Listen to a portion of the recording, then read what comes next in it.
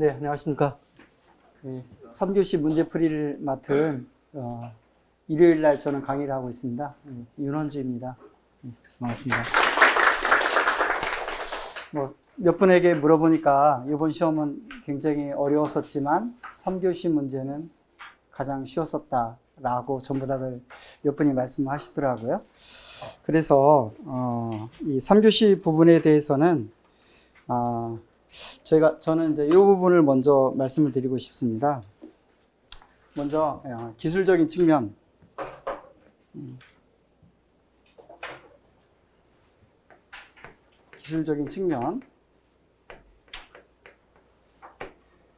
그리고 제도적인 측면, 그리고 사회적인 측면,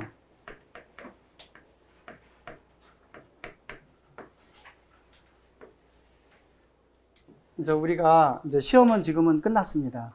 그러면 앞으로에 대해서 어떻게 시험 문제에 대해서 우리가 예측을 하고 공부를 해야 될 것인지 이 방향성이 굉장히 중요하다고 생각을 합니다. 그러면 우리가 이번 문제를 한번 분석을 해보니까 1번 문제는 기본적으로 우리가 공부를 하면 다 쓸 수 있는 문제가 되지 않겠습니까? 그리고 우리가 2번 문제는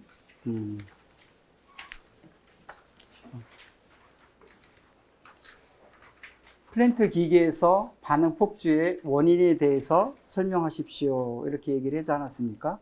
그러면 이건 우리가 이제 예측을 늘 하고 있었던 문제입니다. 그러면 사회적인 현상을 한번 보면 우리가 2023년도에 뭐 울산에서 또 아산에서 대전에서 화학 플랜트에서 굉장히 사건 사고가 많이 일어났습니다. 그러면 우리가 그런 사고를 직면했었을 때 우리는 소방 기술사로서 우리는 엔지니어로서 어떤 관점을 갖고 있어야 되느냐? 그러면 우리는 당연히 예방, 소방, 방화 관점 요거를 준비를 해야 될 것 같습니다. 패시브하고 액티브 설비에 대해서. 그래서 이 부분은 사회적인 현상의 2023년도 또 2022년도 미국이라든지 또 중국에서 화학 플랜트에서 굉장히 사건 사고가 많이 있었다. 딱 직면하면 우리는 예측을 하고 있어야 됩니다. 그리고 한번 세부적으로 한번 보기 전에 전반적으로 한번 볼 수 있도록 하겠습니다. 3번 문제는 우리가 건축물 화재 시 연기의 발현 특성에 대해서 설명하시오 라고 해서 화재 초기, 플래시오버, 최성기 이렇게 화재를 했는데 매스컴상에서 우리 아파트 건축물 화재에서 아파트에서 인명 피해 사고가 굉장히 많이 일어나지 않았습니까? 대표적으로. 그렇죠? 그랬을 때 최근에 소방청에서 그 아파트 화재 시 피난 대피 요령에 대해서 새롭게 무조건 피난하는 것이 아니다. 화재가 발생한 층에서의 피난, 구조 요청, 그리고 화재가 발생하지 않은 층에서의 피난 또는 구조 요청 이런 부분들에 대해서 새롭게 우리가 피난 안전 매뉴얼을 제시를 하였습니다. 그래서 이 연기로 인해서 화재층에서는 당연히 뭐 인명 피해가 날 수도 있지만 화재가 나지 않은 층에서 우리가 뭐 11층 같은 경우 가까운 층에서 연기로 인해서 질식사가 일어나지 않았습니까? 그러면 우리가 이 연기의 발현 특성, 그래서 우리가 이제 기술적으로 이런 사건 사고가 딱 보면 우리는 소방 엔지니어로서 어떤 관점을 가지고 있어야 되느냐 이런 부분들을 딱 문제의식을 갖고 또 그거에 대해서 어떻게 대응을 할 것인가 이런 부분들을 한 번쯤은 생각하고 대응을 해야 된다 이렇게 말씀을 드리고 싶습니다. 그리고 이제 세 번째 문제는 그렇고 네 번째 연료 전지입니다. 이 연료전지는 사회적인 트렌드에서 알리백 이거 들어보셨죠? 뭐 CF, C200, CF100, 탄소 뭐 100%, 뭐 이렇게 무탄소. 그래갖고 이런 운동이 사회적으로 굉장히 일어나고 있습니다. 이게 정부 시책으로서 우리가 2050년도까지 이 환경 정책, 기후변화 정책에 대해서 계속 이런 부분에 대해서 나아갈 방향들을 제시를 하고 있는데 우리가 이제 신재생 에너지를 하고 있습니다. 신에너지 같은 경우는 대표적으로 수소에너지라든지 연료전지 이런 등등이겠죠.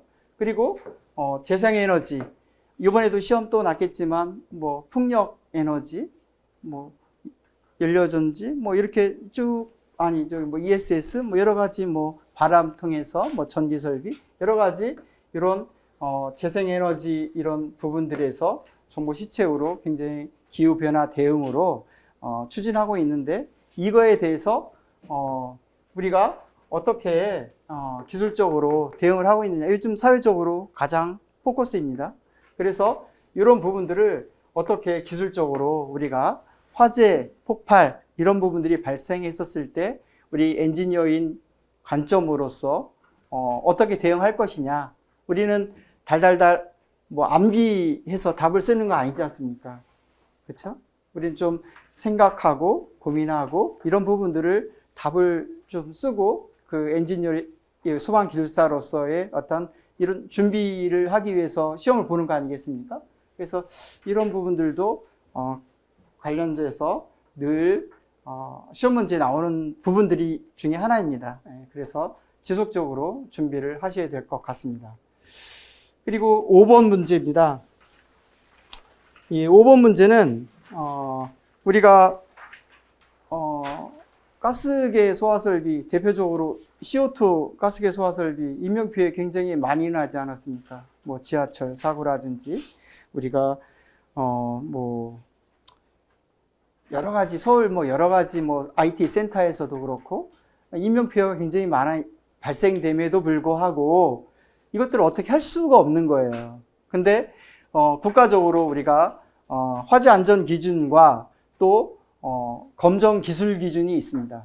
이 검정 기술 기준에서 이 소화설비, 가스계 소화설비 보면은 제어반에 보면은 우리나라에서 지금 현재 오버트 스위치는 있지만 이런 스위치는 없겠죠. 그렇죠? 사회적으로 계속 인명 피해가 발생이 되고 있는데 이런 부분들을 조금이나마 기술적으로 어떻게 줄여 나갈 것인가, 이게 문제가 있으니까 한번 고민해서 대책 이런 부분들을 한번 표현을 한번 해봐라. 그래서 이제 이런 기술적인 문제가 또 이제 대응되어 있죠. 그래서 이런 부분들이 지금 계속 고민입니다. 계속 기존 설비된 부분들은 어떻게 할 수 없고 계속 인명은 사고가 발생이 되면 인명 피해는 발생이 되고 있는데 과연 어떻게 할 것이냐, 이게 검정 기술 기준서부터 형식인서부터 시스템서부터 이게 고민이 될 사항입니다. 그래야지 우리가 인명 안전 대책을 마련해야 되겠죠. 그렇죠? 이런 부분들. 그리고 마지막으로 연기 감지기. 이 연기 감지기는 기본적으로 우리가 이제 R셋 개념과 A셋 개념 우리가 늘 얘기하지 않습니까? 피난 개념이라고 하는데 수평적으로 연기가 연기 감지기는 우리 연기를 감지하는 거 아니겠습니까? 그렇죠? 그 연기를 감지하는데 그 연기를 감지하는데 기본적으로 우리가 수평 방향으로 연기가 전파되는 것은 우리가 0.5에서 1m로 알고 있습니다. 그렇죠? 그래서 수직 방향은 우리가 1m에서 2m이지 않습니까? 그래서 검정 기술 기준 상에서 형식 승인이 우리가 1종, 2종, 3종으로 연기 감지기가 이렇게 형식 승인이 내주고 있습니다. 농도는 5%, 10%, 15%. 그래서 보통 많이 쓰는 게 이제 이종 감지기라고 하는데 보통 우리 기준의 시간은 30초 이내입니다. 30초라는 게 검정기술 기준상의 작동 합격 불합격의 기준입니다. 그러면 30초가 기준인데 이 수평 방향으로 한번 생각을 한번 해보십시오. 0.5m에서 1m라고 한다면 0.5m는 30m가 되지 않겠습니까? 그렇죠? 1m 같은 경우는 15m가 되지 않습니까? 그리고 수직 방향은 어떻게 했어요? 우리가 수직 방향은 45m의 경계 구역을 해서 몇 개 감지기를 설치하죠? 15m씩 하죠.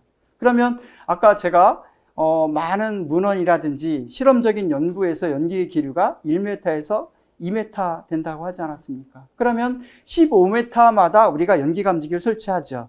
그러면 30초 이내 검정기술 기준상 법으로 지금 되어 있는 것과 딱 맞죠. 그렇죠? 이런 부분들을 우리가 시스템적으로 달달달 암기하는 것이 아니라 우리 부분들을 지금 제도적인 부분들을 정확하게 이해를 하고 그리고 이런 부분들을 우리가 아날로그식으로 좀 써야 된다라고 많이 하지 않습니까? 그렇죠? 그래서 뭐 공기우편 감지기를 비롯해서 여러 가지 감지기가 있겠죠. 그렇죠? 그러면 그거에 따라서 빨리 탐지를 해서 빨리 알려주면 R셋 기능은 좀 줄어들겠죠. 그러면 A셋 기능은 늘어나는 대책이 되겠죠. 이런 부분들을 담아놔야 되는 겁니다. 그래서 기본적으로 이렇게 문제에 대한 부분들은 이렇게 한번 세부적으로 보겠지만 간략하게 전반적으로 이런 기본적인 이해와 그리고 이런 부분들을 사회적인 현상의 어떤 사건 사고들을 대응했을 때 우리는 기술적으로 우리가 예방, 소방, 방화개인점 이게 이제 패시브 시스템과 액티브 시스템을 같이 해야 되겠죠. 물론 패시브 시스템은 건축적인 부분이니까 건축에서 주로 하고 있겠지만 우리는 소방 설비니까 패시브 시스템을 담당하고 있지 않습니까? 그러면 패시브 시스템과 액티브 시스템을 어떻게 상호 호환을 해서 연계를 해서 인명 피해를 줄여서 피난 안전성 대책을 가져가느냐 이 부분이 굉장히 중요합니다. 그렇죠? 이런 고민들이 우리가 답안지에 담겨져 있어야 되겠죠. 그리고 이제 세부적으로 한번 보겠습니다. 저에게 주어진 시간이 20분이라 이런 부분들을 아까 기술적인 부분들, 어떤 사회적인 부분들, 어떤 패턴, 그리고 시험 문제 우리가 다음에 맛끝으로 제가 말씀드리겠지만 어떤 분들은 우리가 계속적으로 기술 기준, 우리가 법 이런 것들이 변화가 됐었을 때 시험 문제가 계속 출제가 되지 않습니까? 그러면 이 제도적인 부분들은 정확하게 이해를 하고 넘어가야 됩니다.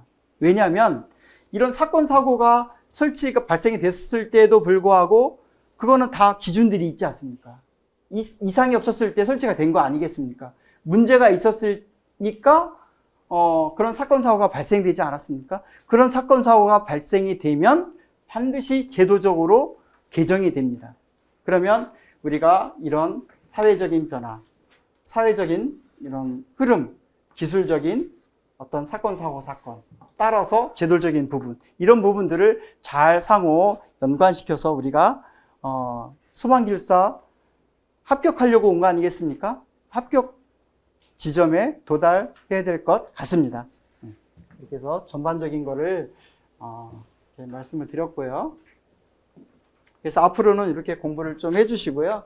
이거는 이미 시험 문제 뭐 본 거기 때문에 이거는 한번 쭉 한번 보겠습니다. 1번 부분에 소화설비 이 부분은 전부 다 썼을 겁니다. 우리가 수온 공급하는데 고가수조 방식, 압력수조 방식, 펌프 방식, 가압수조 방식 뭐 이런 부분들 각각 다 공부를 하면 이건 기본적으로 하는 부분들이기 때문에 따로 설명을 드리진 않겠습니다. 그리고 두 번째는 우리가 고가수조와 옥상수조의 차이점 이 부분들이겠죠.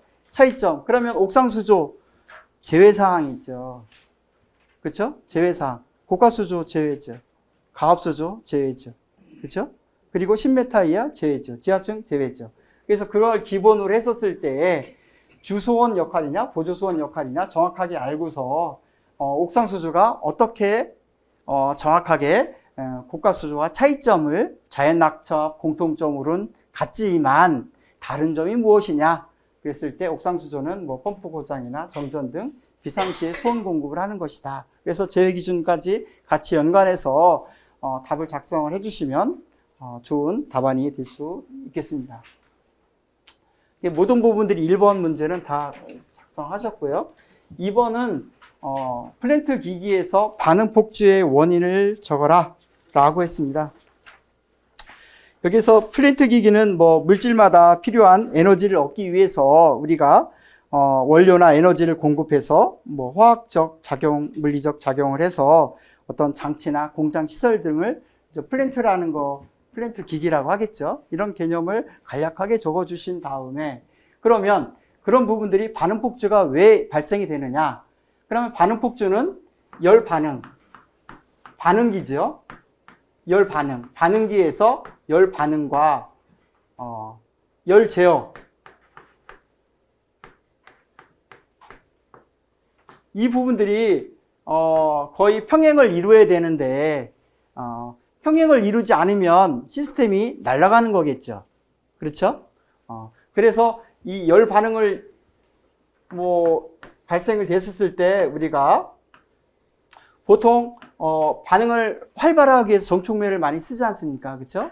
정촉매를 쓰는데 그러다 보면은 열이 많이 발생이 되는데 그 열이 발생이 되는 것들을 우리 답안지를 작성하려면 시메노프라고 들어보셨죠? 수업 시간에 연구반이나 그러면 우리가 열 반응 시험기의 아레니우스식이라고 표현한다고 한다면 열 반응기가 열 발생 손실 발생과 손실이라는 그래프를 축으로 해서 온도 축을 가지고 비교를 한다고 한다면 열 반응식의 아레니우스식으로 그린다고 한다면 이렇게 표현이 됩니다. 그렇죠? 화학 반응을 진행을 하는 거겠죠. 화학 반응을 진행을 한다고 한다면 시메노프 쪽에서 우리가 답안을 작성하기 위해서는 우리가 탱크가 있다고 한다면 표현적으로 간단하게 이해를 한다면 물로 이렇게 물배관 안으로 감는 겁니다. 감는다라고 한다면 이걸 냉각 배관이라고 하겠죠. 그래서 뉴턴의 냉각 법칙이 보면은 뉴턴의 냉각 법칙은 우리가 책에서 보면은 비례가 되는 거죠, 그렇죠? 이게 비례됐을 때 항상 열 반응보다 이 제어 부분들이 항상 더 많이 컨트롤이 되어야지만 안정된 시스템이 되어 있는 거죠, 그렇죠? 그래서 이 반응이 그래서 요 반응서부터 이상되는 것은 컨트롤할 수가 없다. 그렇죠? 이런 부분들이 그래서 이 그래프를 이해하고 작성하는 게 이 반응 폭주에서는 포인트가 되겠고요. 그리고 그거에 대해서 공정은 휴먼 에러서부터 여러 가지가 있겠죠. 그렇죠? 혼합 비율 잘못 넣는다든지 여러 가지가 있는데 이런 부분들을 쭉 작성을 해야 되겠죠. 여기서 작성을 발생 원인들만 작성을 하는 것이 아니라 우리는 대책까지 제시를 해야 되겠죠. 이제 이렇게 하시면 답안이 될 것 같고요. 그래서 이렇게 폭발을 되고 있는데 여기 보면은 물적 피해가 되는데 공정 안전 관리, PSM, 위험물 안전 관리, 위험성 평가 이런 부분들 필요하겠죠. PSM, 영역 바깥으로 나가니까 외부 환경 영향 평가 이런 부분, 로파라든지 이런 부분들도 같이 마지막 결론 부분의 맺은말에 이렇게 해서 안전 할 수 있도록 우리가 사전에 이렇게 대책을 좀 해야 된다라고 적어주시면 될 것 같습니다. 이거 물어본 것에 답변을 충실해야 되겠죠. 그리고 3번은 이 부분은 아까 연기의 발현 특성인데 우리가 연기의 발현 특성이라고 한다면 대표적으로 발생기서부터 점화서부터 성장기서부터 프레시오버서부터 최성기까지 감세기도 있지만 이런 부분들을 많이 아실 겁니다. 많이 아시는데 여기에 보면은 연기에 대한 발현 특성이니까 화재 초기 플래시오버 최성기에 대해서 그러면 우리가 당량비를 먼저 생각할 수 있겠죠. 그렇죠? 당량비 빼놓으면 안 되겠죠. 그렇죠? 네. 그리고 당량비는 당연히 뭐 1보다 작고 완전 연소가 되고 1보다 크다 뭐 이런 식으로 뭐 쓰면 되겠죠. 그리고 발연 특성이니까 우리가 발연 계수도 있겠죠. 그렇죠? 뭐 온도 뭐 K는 A-BT에서 온도에 따라서 훈소 화재에 있을 때 연기가 많이 발생이 된다. 뭐 이런 것도 있고 K는 또 발연 계수는 CS 가열물의 농도 재료에서 CS는 W분의 V 최적 이런 부분도 있겠죠. 다 배우신 거 아니에요? 또 우리 힌클리 공식도 있지 않습니까? 0.188 P와 2분의 3. 그리고 연기층 하강 시간도 해야 되겠죠. 그리고 단압가식 연기층 하강 시간도 있겠죠. 뭐 이런 부분들. 또 뭐 있어요? CO 수율도 있지 않습니까? 여러 가지가 있겠죠. 이런 부분들을 쭉 해서 발연 특성에 의해서 분류를 하고 마지막에는 발연 특성이지만 또 대책도 마련해야 되겠죠. 여기는 뭐 방염 제품을 쓴다. 여기는 패시브 시스템과 액티브 시스템인데 뭐 방화 구조라든지 여기는 내화 구조라든지 여기는 뭐 또 불연 재료라든지 중불연 재료라든지 그리고 소화 설비는 어떤 설비를 써야 된다. 이런 부분들 써주시면 다 되는데 중요한 거는 연기의 발현 특성에 대한 부분들을 집중하셔야 된다는 겁니다. 우리가 주어진 시간 25분 내에 답변을 2면 반을 작성을 해야 되는 겁니다. 많은 지식을 알고 있어도 이 주어진 시간에 딱 답안을 작성해야 됩니다. 그래서 아까 여러 가지 팩터에 있는데 발현 특성에 대해서 포커스를 맞춰서 작성을 하시고 대체까지 써주시면 될 것 같습니다. 그래서 뭐 이거는 참고하시면 될 것 같습니다. 그래서 저는 뭐 감감계수 뭐 0.1 뭐 이 다 부분들 표현을 한 거고요. 뭐 이렇게 하시면 될 것 같고 연료전지는 기본적으로 우리가 CH에서 C를 태우면 어떻게 했습니까? 환경 영향성이 있지 않습니까? 이거를 안 하고 계질기를 통해서 H를 분리를 해내서 H를 분리를 해내서 공기 중에 산소하고 합해서 전기를 생산하고 또 열 에너지를 쓴다. 열 에너지를 써서 전기와 열 에너지를 같이 써가지고 우리가 에너지로서 활용하겠다. 친환경적인 정책 뭐 이런 부분입니다. 화학적인 기호는 제가 뭐 길어지니까 바로 표현을 하지 않겠습니다. 그래서 이걸 안 쓰는 겁니다. 그렇죠? 계절 통해서 포인트는 이겁니다. 아까 다 말씀드렸고 이 부분들은 참고하시면 될 것 같고요. 연료전지의 특성 및 장단점 아까 제가 말씀드렸는데 수소자동차라든지 뭐 이렇게 했으니까 이건 특징 잘 쓰시면 될 것 같죠? 그렇죠? 네, 하시면 될 것 같고 뭐 발전 원리 그리고 5번 가스계 소화 설비와 관련하여 NFPA 2001 이거는 사건 사고가 계속 발생이 되니까 어떻게 하면 좋겠느냐 이건 제가 강의를 온라인에서는 안 합니다. 오프라인에서만 제가 하는데 시간이 또 좀 없고 그런데 제가 이제 KFI에 한 30년 동안 있으면서 형식 승인 뭐 이런 업무를 좀 담당을 했었어요. 근데 그때 당시에 지금 가스계 소화 설비에 보면 지금 오버트 스위치만 있어요. 그렇죠? 그러다 보니까 지금 제어가 잘 안 되죠. 그렇죠? 우리가 패시브 설비와 액티브 설비를 가지고 제어를 해야 되는데 뭐 패시브 설비는 그렇다 치더라도 액티브 설비를 가지고 우리가 보강을 해서 우리가 지금 사회적으로 지금 사건 사고가 계속 많이 발생되고 있는데 이런 부분들을 어떻게 액티브적으로 시스템적으로 줄여 나가보자. 그러다 보니까 NFPA 2001에서는 제가 127회도 계속 시험 문제가 나는데 그때도 한번 제가 강의를 했었는데 이 시험 문제가 계속 나옵니다. 그래서 이런 부분들에서 여기에서도 시간 지연이라든지 차단, 위도하지 않는 발생됐을 때 차단 스위치를 둬서 액티브적으로 제어를 하여 인명 피해를 좀 줄여보자. 결론은 이겁니다. 그래서 이거는 NFPA 2002를 읽어보지 않으신 분들은 어려울 겁니다. 그렇지만 시스템적으로 국내와 NFPA 2001 비교를 해서 개선점을 딱 내는 게 관건입니다. 포인트는 그래서 안전을 좀 대책을 마련하자. 이건 한번 읽어보시면 될 것 같습니다. 뭐 이런 부분들이고요. 그래서 뭐 오버트 스위치 일부적으로 쓰고 있는데 여기는 뭐 사용과 미사용 이렇게 구분을 하고 있고 차단제를 사용을 하고 있죠. 뭐 이렇게 해서 쓰시면 될 것 같고요. 마지막 연기 감지기 아까 이거는 제가 말씀드렸는데 30m 그러니까 15m, 0.5m 수평 방향 연기 이동은 0.5m에서 1m 되지 않습니까? 기본적으로 수직 방향 1m에서 2m이지 않습니까? 국가적으로 우리가 형식 승인 고시에 소방청 고시에 보면 감지기의 연기 감지기 농도는 작동 시간은 30초 이내입니다. 뭐 1종이건 2종이건 3종이건 그거에 맞추다 보니까 이렇게 하는 거고요. 그래서 30m마다 한 개 이상 설치하는 이유를 적고요. 그렇지만 우리가 보통 컨벤셔널 보통 감지기를 쓰지 말고 보통 빠르게 감지를 하라고 하지 않습니까? RCS를 좀 줄여야 되지 않습니까? 아날로그식 쓰라고 하지 않습니까? 그런 부분들을 정확하게 답을 쓰고 개선점 이런 부분들을 좀 적어주시면 될 것 같습니다. 그리고 폭 1.2m 미만의 복도 계단 경사로 이거는 당연히 뭐 데드 스페이스라고 해서 뭐 미국 NFPA는 열감지기만 이렇게 되어 있지만 우리는 30cm 0.6m 이렇게 기준되어 있지 않습니까? 이런 부분들에서 배치 방법 적어주시면 될 것 같고요. 광전식 불리형 감지기 설치 기준 여기선 설치 기준만 적으면 안 됩니다. 우리는 설명을 하셔야 돼요. 문제에 집중을 하셔야 된다라는 얘기를 하는 겁니다. 설치 기준을 쭉 적으세요.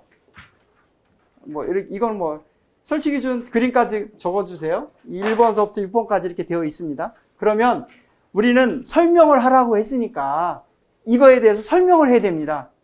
우리는 달달달 암기하는 게 아니죠. 그렇죠? 왜? 햇빛을 직접 받지 않도록 설치를 왜 하냐? 불리형 감지기 원리가 발광부와 수광부가 분리가 되는 것도 있고 일체가 되는 것도 있습니다. 원리는 감광률에 저하입니다. 감광률이 저하인데 빛이 들어가면 화재가 났는지 안 났는지 모를 거 아니에요. 그래서 빛을 받지 않도록 각각 다 써야 되겠죠. 0.6m 이상 이격을 하라. 우리 이격을 하라는 거 우리가 처음에 설치를 하지만 뒤에 이렇게 공사 진행 다음에 무슨 물건 같은 거 적재할 거 있을 수 있지 않습니까? 이런 부분들 이렇게 해서 최소한 0.1m 이상 이격을 해라. 감안해서. 그리고 1m 이내에 설치를 하라. 감지를 못하지 않습니까? 그러니까 그걸 줄여라. 이런 부분들. 80% 이상 이거는 그냥 스트라티피케이션, 연기의 단층화 여기까지만 설명을 드리겠습니다. 그래서 80% 이상 설치를 하라. 각각 다 설명을 해주셔야 된다는 걸 얘기를 하는 겁니다. 설치 기준에서만 딸랑 이것만 암기해서 쓰면 안 된다는 것을 제가 말씀드리는 겁니다. 그래서 이렇게 쓰신 다음에 문제에 집중을 하시고 그거에 대해서 설명을 해 주셔야지 좋은 답안이 되겠습니다. 시간이 남으면 근데 세 문제를 다 하려면 25분의 시간이 없겠죠. 그렇죠? 그래서 하여튼간 그 시간이 남으면 여러 가지 다른 것도 설명을 해 주셔야 되겠죠. 그래서 우리는 엔지니어 관점으로 항상 소방기술사 할 때 바라보셔야 된다는 겁니다. 저는 저희 이렇게 모아 소방학원에서 저희 교수님이 오늘 계셔가지고 인사드렸는데 제가 여기 참 즐겁게 공부를 했습니다. 1년 만에 좀 이렇게 빠르게 제가 목표한 시간 안에 조금 빠르게 공부를 했습니다. 왜냐하면 저희 그 스승님께서 모학원에 계신 교수님께서 이런 암기 위주로 공부하는 게 아니라 어떤 시스템적으로 이렇게 준비할 수 있게 하시고 또 미리 우리가 예측을 하게 하시고 또 그 다음에 대응할 수 있도록 이렇게 미리 알려주셨기 때문에 그렇게 공부를 하다 보니까 상당히 재미있더라고요. 공부하는데 달달달 암기만 했으면 아마 지쳤을 거예요. 그러니까 여기 계신 분들도 물론 이해가 안 되면 질문을 하셔야 되겠죠. 그래서 좀 이해를 기반으로 한 암기를 통해서 재미나게 신명나게 공부를 해서 꼭 합격할 수 있는 여기 계신 분들이 될 수 있으면 좋겠습니다. 간략하게 한 30분 동안 했는데 이상으로서 마칠 수 있도록 하겠습니다.